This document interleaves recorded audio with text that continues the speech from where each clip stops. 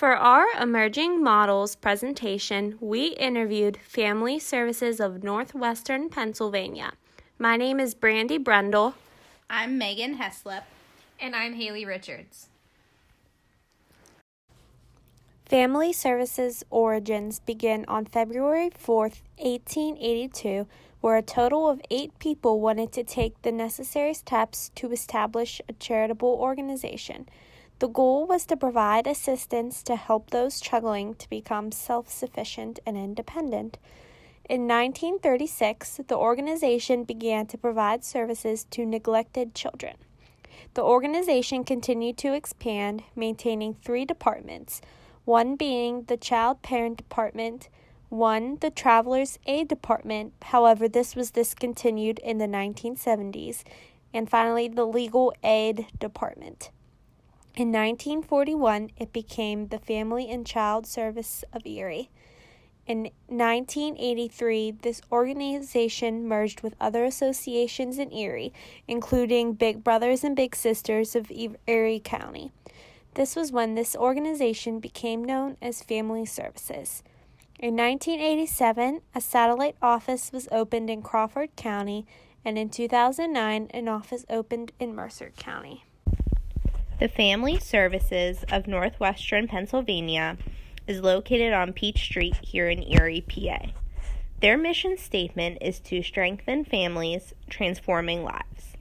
They carry out this mission statement by helping over 5,583 families and individuals receive services with a variety of 20-plus programs and services. I will now list and highlight a number of the spectacular services that Northwestern PA Society offers to the children and families of Erie. Psychiatric Outpatient Clinic, Individual, Family, and Couples Counseling, which is counseling that helps with relationship concerns, parenting challenges, adjustment issues, depression, anxiety, and anger management.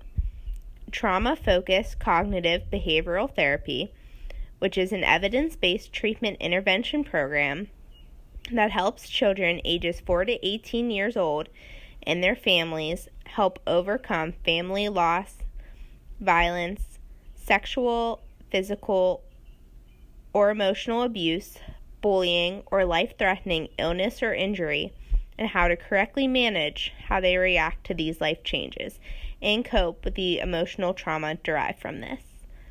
School-based services, mentoring, support, and education, child welfare services, in-home behavioral health services, adoption and kinship services, and the Independent Living Program, which helps youth who are in and out of home placement make the transition to become independent, self-sufficient adults. Family Services of Northwestern Pennsylvania has several programs that can be beneficial to children, adolescents, and adults from all different backgrounds. One program they are known for is Trauma-Focused Cognitive Behavioral Therapy, which is an evidence-based program that helps children up to 18 years old as well as their caregivers who have experienced a traumatic life event. The goal of Trauma-Focused Cognitive Behavioral Therapy is to teach both the children and parents how to manage negative thoughts and emotions associated with the trauma, skills to improve family communication, and strategies to assist in the healing process. Functional Family Therapy is a family-based intervention aimed toward children and adolescents who are experiencing behaviors and acting out. This is for children between the ages of 10 and 18. The main goal of family functional therapy is to improve family communication while decreasing the negativity that occurs and the blaming of the behaviors on other family members. The Independent Living Program helps youth who are out of their home environment make the transition to becoming independent and self-sufficient so that they can live on their own. The goal is to make the youth involved in the program productive adults. Family Services also has adoption and kinship services. They provide a variety of child placement services for both children and families, such as adoption searches, kinship care services, child profiles, child preparation, home studies, and postpartum services. The time-limited family reunification is an intensive in-home program that assists parents who have had children removed from their home achieve successful and safe reunification with their children. This program involves assessment, case management, parenting, skill building, and visitation support. In addition to the other programs, Family Services also provides individual, family, and couples counseling to deal with relationship concerns, parenting challenges, adjustment issues, depression, anxiety, and anger management. According to Family Services websites, they have a successful impact in our community. According to the website, 100% of youth in the Family Behavioral Health Program improved behavior at school. 100% of families in Crawford County and Mercer County Family Preservation Services had no new instances of abuse or neglect. 100% of clients in Crawford County Family-Based Mental Health Program avoided hospitalization or placement. 93% of youth who have completed the Independent Living Program live in unsubsidized housing. 91% of Erie County office-based counseling clients reported that counseling helped make things better, and 88% of children in the trauma-focused program had decreased symptoms of PTSD. One special certification that is required of the staff of Northwestern PA Family Services is the Functional Family Therapy Training Program. This is an evidence-based program in order to improve family communication while decreasing negativity and blaming of family members. Their staff is composed mainly of social workers and counselors. Steve, who is a licensed clinical psychologist at Northwestern PA Family Services, states that they prefer their staff to obtain a master's degree, preferably. So why not occupational therapists? Occupational therapists with our mandatory master's education, background in mental health, our understanding of development, and our focus on independent activities of daily living, also known as IADLs, as well as just activities of daily living, ADLs, and our knowledge of any other physical comorbidities that individuals may also possess would make us a perfect addition to the staff at Northwestern PA Family Services. The programs that Family Services provide are related to the Occupational Therapy Practice Framework. The Occupational Therapy Practice Framework, also known as the OTPF, outlines occupational therapy's scope of practice. Occupations such as leisure exploration and participation, social participation, and play exploration and participation are addressed through programs like Family Services Independent Living Program. Client factors such as emotion, thought, temperament, and personality are addressed with the programs such as trauma-focused cognitive behavioral therapy and counseling. Vision 2025 builds on the American Occupational Therapy Association's Centennial Vision, which states as follows. We envision that occupational therapy is a powerful, widely recognized, science-driven, and evidence-based profession with a globally connected and diverse workforce meeting society's occupational needs. The goal of occupational therapy is maximizing health, well-being, and quality of life for all people, populations, and communities through effective solutions that facilitate participation in everyday living.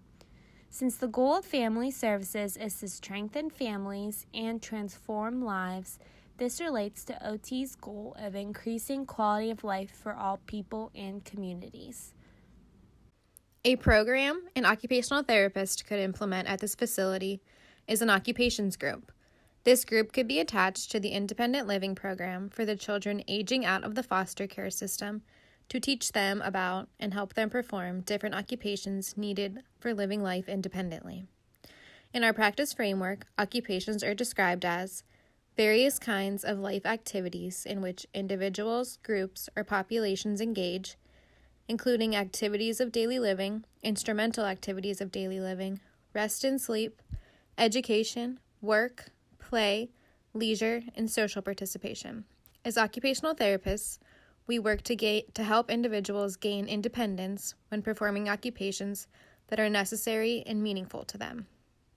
This population could greatly benefit from skilled intervention in several categories of occupations. To assess what areas are meaningful to the individuals and what areas need to be addressed, we would use an assessment tool called the Canadian Occupational Performance Measure, or the COPM. It is a client-centered evaluation tool that asks clients to list occupations meaningful to them or areas they would like to work on in the categories of self-care, productivity, and leisure. The client is then asked to rate each identified occupation in importance on a scale from 1 to 10. Then they are asked to pick the areas they would most like to work on and improve upon, and those are then rated individually on satisfaction and performance using a scale from 1 to 10. This tool helps identify what areas need to be a priority for the client when performing interventions. Also, the COPM can be used to track progress intermittently throughout the program. The main areas of occupation we would address in this group are instrumental activities of daily living, or IADLs, work, and social participation. According to the OTPF, IADLs are activities to support daily life within the home and community that often require more complex interactions than those used in activities of daily living. For interventions in this area, we would work on community mobility. This would include how to get around the community, using public transportation, and discussing the procedure for obtaining a driver permit and license when appropriate. Next, we would work on financial management. This includes how to create a budget for life expenses, how to use the budget, strategies to stick to the budget, how to set up a bank account, using a checkbook, using online banking, and paying bills. Another IADL we would focus on is home establishment and management. This includes looking for housing, where to look for listings, home safety, maintaining and repairing items, knowing when to seek professional assistance, and where to locate these resources. Lastly, we would work on meal preparation. We would implement preparing healthy meals, looking at food labels, a budget for the grocery store, and kitchen safety. In this group, we would also address the occupation of work. According to the OTPF, work is labor or exertion to make, construct, manufacture, form, fashion, or shape objects, to organize, plan, or evaluate services or processes of living or governing. The Myers-Briggs type indicator would be administered to help the clients learn what their personality type is, to help them determine what career or work environment may best suit them and their personality type. Interventions would include employment interests and pursuits, where we would take the results of the Myers-Briggs and the interests of the client to determine possible career paths and the steps necessary to take to obtain a job in that area. We would also work on employment seeking and acquisition, which includes preparing a resume, completing applications, preparing for interviews, and negotiating. We would also hold mock interviews to help the clients really prepare for real interviews. Lastly, we would explore job performance, which includes necessary work skills, time management skills, relationships with coworkers and managers, leadership skills, professional behaviors, and professional dress. The last area of occupation we would include in this group is social participation. According to the OTPF, social participation is the interweaving of occupations to support desired engagement in community and family activities, as well as those involving peers and friends. Interventions would include participating in the community to engage in volunteer activities, clubs, or religious groups. We would help the clients figure out which groups they are interested in. We would provide the clients with resources to get involved and how to access these groups. Lastly, we would discuss healthy relationships when it comes to peers, friends, and significant others. We would cover conflict resolution, how to communicate effectively, and how to be assertive by acting out tough situations. We found several articles to justify why occupational therapy would be a good fit for this setting. In a research study performed by Hirschman, Shushin, and Barket-Srulovich, they focused on the potential effect that occupational therapists have in relation to family involvement. 116 occupational therapists responded to a survey that related to family interventions if occupational therapists were happy with their level of family involvement, the types of interventions that occupational therapists used in relation to family involvement, and if there is a need for improvement of family involvement in the field of mental health. The results discovered that 74% of the participants stated that they interacted with the family to a great or very great extent. Also, 87% of therapists thought there was an importance to occupational-based family therapy in response to the survey. The researchers proposed that occupational therapists use an occupation-based family therapy frame of reference when working with mental health and family involvement in treatment. The therapists noted they work with families through guidance, involving them in the treatment process, and to gain information about their clients. In an article by Preeson, Timke, and Walsh, the authors discuss how children aging out of the foster system encounter issues transitioning to adulthood.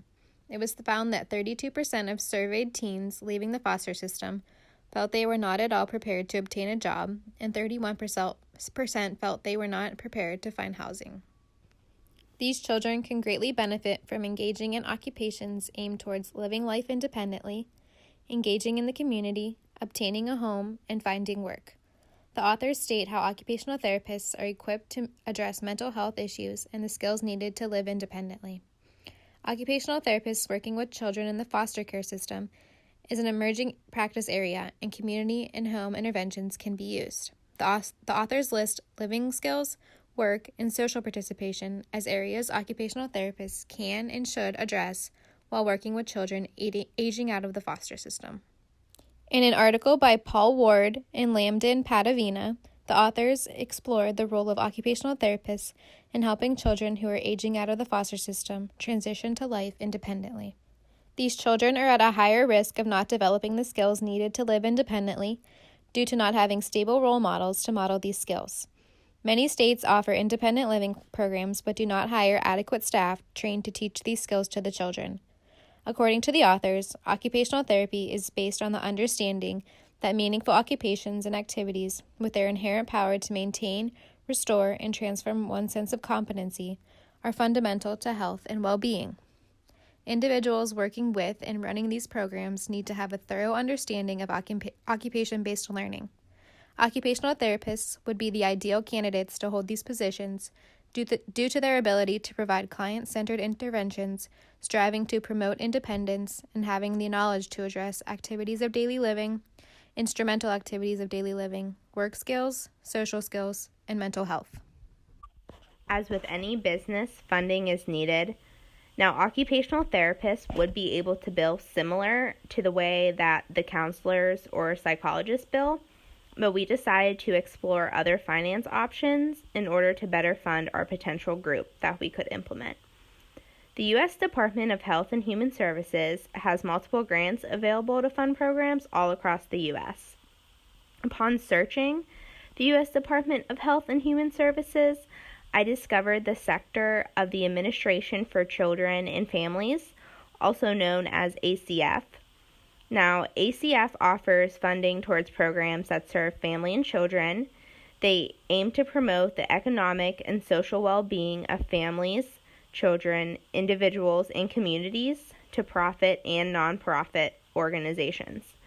The website goes into detail on how to apply for a grant, which an occupational therapist would easily be able to complete.